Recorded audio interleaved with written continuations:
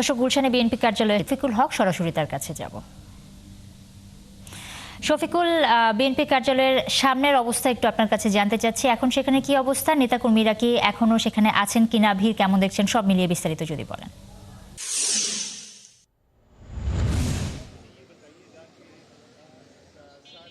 নেতাকর্মীদের উপস্থিতি কিন্তু আগের মতোই রয়েছে এবং এর আগের খবরগুলোতে যেমনটি জানাচ্ছিলাম যে সেই দুপুরের পরে যখন বাদ জুমা বিএনপি চেয়ারম্যান জনাব তারেক রহমান এই গুলশানে চেয়ারপারসনের কার্যালয়ে আসে, তারপর থেকেই কিন্তু আমরা দেখতে পেয়েছি যে নেতাকর্মীদের ধীরে ধীরে তাদের যে উপস্থিতি সেটি শুরুর দিকে কিছুটা কম থাকলেও আমরা সন্ধ্যার পরে থেকে দেখতে পেয়েছি যে সেটি ব্যাপক আকারে ধারণ করেছে এবং ভালো মানের রডের থেকেও 12% অধিক শক্তিশালী। আকিজ ইস্পাত, কমিটেড টু কোয়ালিটি।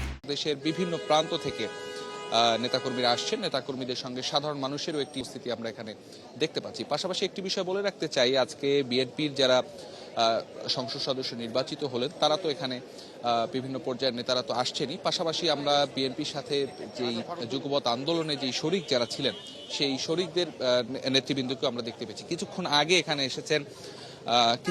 আগে এখানে গণসংহতি আন্দোলনের প্রধান সমন্বয়কারী জোনায়েদ সাকিব, তাকে আমরা দেখেছি। তিনি গুলশান কার্যালয়ে এসেছেন তারেক রহমানের সঙ্গে সাক্ষাৎ করার জন্য। পাশাপাশি পটুয়াখালী থেকে নির্বাচিত সংসদ সদস্য নুরুল হক নূর, তাকেও আমরা দেখেছি।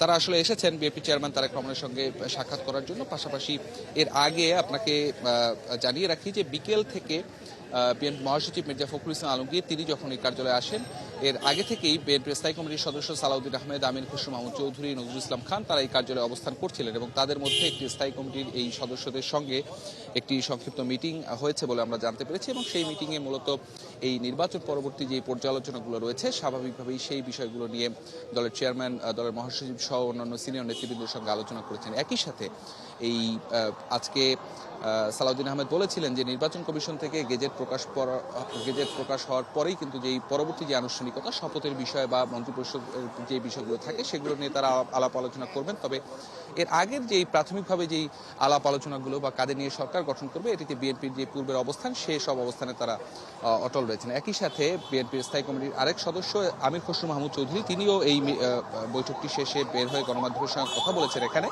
এবং বিএনপির যেই পররাষ্ট্রনীতি নিয়ে যে তাদের যে অবস্থান এবং প্রতিবেশী দেশগুলোর সাথে সম্পর্ক কেমন হবে সেসব বিষয় নিয়ে প্রশ্ন ছিল সাংবাদিকদের এবং সে বিষয়ে তিনি তার জবাব দিয়েছেন এবং দেশের স্বাধীনতা সার্বভৌমত্ব অক্ষুণ্ণ রেখে সবার সাথে বন্ধুত্বপূর্ণ সম্পর্কের কথা যেটি অতীতে বলা হয়েছিল সেই বিষয়ে তাদের অবস্থান পুনর্ব্যক্ত তিনি করেছেন। এর বাইরে আসলে বিএনপি চেয়ারম্যান তারেক রহমানের আমাদের কাছে প্রেস উইং থেকে একটি খবর ছিল যে তিনি আজকে রাতে শহীদ রাষ্ট্রপতি জিয়াউর রহমান এবং সদ্য প্রয়াত বেগম খালেদা জিয়া যে সমাধিস্থল সেখানে যাওয়ার কথা ছিল, তবে সেই সময়টি আসলে কখন সে বিষয়ে এর আগে আমাদের একটি সময় নির্ধারণ করে দেওয়া হলো, সে সময়টি অতিক্রম হয়ে গিয়েছে। পরবর্তীতে হয়তো নতুন কোনো সময় যদি এখান থেকে জানানো হয় আমরা সেটি আপনার মাধ্যমে দর্শকদের জানানোর চেষ্টা করব। তো এখন পর্যন্ত সবশেষ অবস্থা যদি বলতে হয়, নেতাকর্মীরা এখনও আসছেন, দেশের বিভিন্ন প্রান্ত থেকে নেতাকর্মীরা আসছেন এবং ভিতরে গিয়ে চেয়ারম্যানের সঙ্গে দেখা করছেন যারা সত্য নির্বাচিত। শফিকুল, আপনাকে নিশ্চয়ই পরবর্তী কোনো খবর থাকলে আপনার মাধ্যমে দর্শকদের সেটা আমরা জানিয়ে দেওয়ার চেষ্টা করব।